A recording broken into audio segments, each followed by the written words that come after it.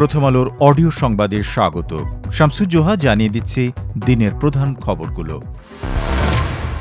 ঢাকায় নিযুক্ত নতুন মার্কিন রাষ্ট্রদূত ব্রেন্ট ক্রিসেন্টসেন বলেছেন, যুক্তরাষ্ট্র সরকার বাংলাদেশের নির্বাচনে কোনো পক্ষ নেয় না।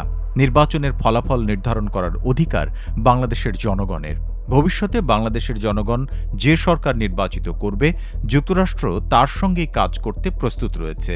২৮ জানুয়ারি দুপুরে রাজধানীর আগারগাঁওয়ে নির্বাচন ভবনে প্রধান নির্বাচন কমিশনার এএমএম নাসিরুদ্দিনের সঙ্গে বৈঠক শেষে মার্কিন রাষ্ট্রদূত সাংবাদিকদের এসব কথা বলেন। ক্রিস্টেনসেনের নেতৃত্বে একটি প্রতিনিধি দল বুধবার সিইসির সঙ্গে বৈঠক করে। ঢাকায় মার্কিন রাষ্ট্রদূতের দায়িত্ব নেওয়ার পর এটি ছিল সিইসির সঙ্গে তাঁর প্রথম সাক্ষাৎ। ক্রিস্টেনসেন বলেন, সিইসির সঙ্গে বৈঠকে ১২ ফেব্রুয়ারির নির্বাচন নিয়ে আলোচনা হয়েছে। নির্বাচনের প্রস্তুতির অংশ হিসেবে অন্তর্বর্তী সরকার যে নীতিমালা, প্রস্তুতি ও প্রক্রিয়াগুলো গ্রহণ করেছে সে সম্পর্কে বিস্তারিতভাবে তাঁকে জানিয়েছেন সিইসি। মার্কিন রাষ্ট্রদূত বলেন, যুক্তরাষ্ট্রের সিনেটে শুনানির সময় তিনি যেমনটি বলেছিলেন, বাংলাদেশের আসন্ন নির্বাচন নিয়ে তিনি উচ্ছ্বসিত এবং তিনি এর ফলাফল দেখতে আগ্রহী। বাংলাদেশ থেকে ভারতের কূটনীতিকদের পরিবারের সদস্যদের বিষয়ে কোনো নিরাপত্তা উদ্বেগের কথা সরকারকে জানানো হয়নি। আর ভারতের কূটনীতিকদের পরিবারের সদস্যদের বাংলাদেশ থেকে প্রত্যাহারের মধ্য দিয়ে আসলে কোনো বার্তা দেওয়া হচ্ছে কিনা সেটা স্পষ্ট নয়। পররাষ্ট্র উপদেষ্টা মোহাম্মদ তৌহিদ হোসেন বুধবার বিকেলে তাঁর দপ্তরে সাংবাদিকদের প্রশ্নের জবাবে একথা বলেন। ভারতীয় কূটনীতিকদের পরিবারের সদস্যদের বাংলাদেশ থেকে ফিরিয়ে নেওয়ার বিষয়ে জানতে চাইলে তৌহিদ হোসেন বলেন, নিরাপত্তা নিয়ে কোনো শঙ্কা নেই, তবে সংকেত যে কি তা একেবারেই বুঝতে পারছি না। এটা তাদের নিজস্ব ব্যাপার। তারা তাদের কর্মচারীদের ফিরে যেতে বলতেই পারেন। কেন বলেছেন আমি তার কারণ খুঁজে পাই না। বাংলাদেশে এমন কোনো পরিস্থিতি বিদ্যমান নেই যে কর্মকর্তা বা তাদের পরিবার পরিজন বিপদে আছেন বলে মন্তব্য করেন পররাষ্ট্র উপদেষ্টা। তিনি বলেন, এখন পর্যন্ত এরকম কিছু ঘটেনি। আশঙ্কা হয়তো তাদের মনে আছে কিংবা তারা কোনো মেসেজ দিতে চান কিনা। নিরাপত্তা নিয়ে ঢাকায় ভারতীয় দূতাবাস আগাম উদ্বেগ জানিয়েছিল কিনা জানতে চাইলে পররাষ্ট্র উপদেষ্টা বলেন, তারা কোনো নিরাপত্তা উদ্বেগের কথা জানায়নি। ত্রয়োদশ জাতীয় সংসদ নির্বাচন সামনে রেখে গোপালগঞ্জ সহ ৪ জেলায় পুলিশের নজরদারি জোরদার করা হয়েছে।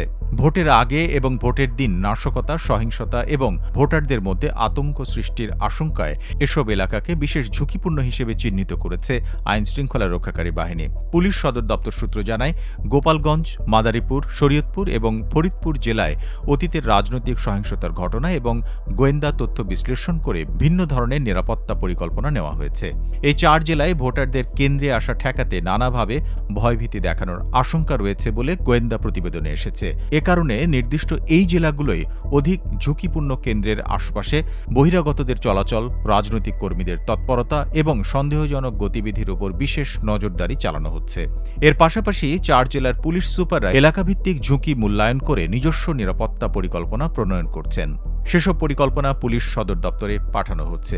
একই সঙ্গে জেলা প্রশাসন, সেনাবাহিনী, আনসার ও গ্রাম প্রতিরক্ষা বাহিনী, ভিডিপি, গোয়েন্দা সংস্থা এবং অন্যান্য আইনশৃঙ্খলা বাহিনীর ইউনিটগুলোর সঙ্গে সমন্বয় বৈঠকও করছে পুলিশ। এছাড়াও গোপালগঞ্জ সংলগ্ন হওয়ায় এই ৪ জেলার বাইরে খুলনা ও বাগেরহাট জেলা নিয়ে বাড়তি সতর্কতা নেওয়া হচ্ছে। ত্রয়োদশ জাতীয় সংসদ নির্বাচন ও গণভোটে ভোট দিতে পোস্টাল ভোট বিডি মোবাইল অ্যাপের মাধ্যমে নিবন্ধন করা ৪,৩২,৯৮৯ জন প্রবাসী ভোটার ভোটদান সম্পন্ন করেছেন। বুধবার প্রবাসী ভোটার নিবন্ধন বিষয়ক ওসিভি এসডিআই প্রকল্পের টিম লিডার সালিম আহমেদ খান এই তথ্য জানিয়েছেন। সালিম আহমেদ খান বলেন, বুধবার সকাল 10:30 পর্যন্ত পোস্টাল বিডি মোবাইল অ্যাপের মাধ্যমে নিবন্ধনকারী ৭,৬৬,৮৬২টি ব্যালট সংশ্লিষ্ট প্রবাসীর দেশে পৌঁছেছে। নিবন্ধন করা 4,99,328 জন প্রবাসী ভোটার ব্যালট গ্রহণ করেছেন। ভোটদান সম্পন্ন করেছেন 4,32,989 জন প্রবাসী ভোটার। ভোটার কর্তৃক সংশ্লিষ্ট দেশের পোস্ট অফিস বা ডাকবাক্সে জমা দেওয়া হয়েছে 3,79,779টি ব্যালট। আর বাংলাদেশে পৌঁছেছে মোট 29,728টি পোস্টাল ব্যালট। সালিম আহমেদ আরও বলেন, ত্রয়োদশ জাতীয় সংসদ নির্বাচন এবং গণভোটে ভোট দিতে পোস্টাল ভোট বিডি অ্যাপের মাধ্যমে মোট 15,33,683 জন ভোটার নিবন্ধন করেছেন। 10 বছর আগে গোপালগঞ্জ জেলা মোটর শ্রমিক ইউনিয়নের সাবেক সভাপতি সাইদুর রহমান হত্যার ঘটনায় করা মামলায় 5 আসামিকে মৃত্যুদণ্ড দিয়েছেন আদালত। এছাড়াও 4 আসামিকে আমৃত্যু কারাদণ্ড এবং 11 জন আসামিকে যাবজ্জীবন কারাদণ্ড দেওয়া হয়েছে। ২৮ জানুয়ারি বুধবার ঢাকার দ্রুত বিচার ট্রাইব্যুনাল ১-এর বিচারক মোহাম্মদ রহিবুল ইসলাম এ রায় দেন। মামলার বাদীপক্ষের আইনজীবী এস.এম. শরীফুল ইসলাম এ তথ্য নিশ্চিত করেন।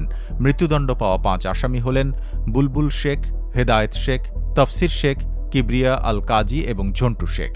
রায়ে রাষ্ট্রপক্ষ এবং বাদীপক্ষ সন্তুষ্টি প্রকাশ করেছেন। আইনজীবীরা জানান, ২০১৬ সালের ১৭ ফেব্রুয়ারি সন্ধ্যায় গোপালগঞ্জ শহরের জেলা পরিষদ কার্যালয়ের সামনে সাইদুরকে নৃশংসভাবে কুপিয়ে আহত করে সন্ত্রাসীরা। পরের দিন সকালে হাসপাতালে তাঁর মৃত্যু হয়। এরপর দিন গোপালগঞ্জ সদর থানায় সাইদুরের ছোট ভাই জাসু শেখ একটি হত্যা মামলা করেন। মামলায় ১৭ জনকে আসামি করা হয়। এই ছিল এখনকার মতো। প্রথম আলোর অডিও সংবাদ শুনুন আমাদের ইউটিউব চ্যানেল, ফেসবুক পেজ এবং prothomalo.com-এ।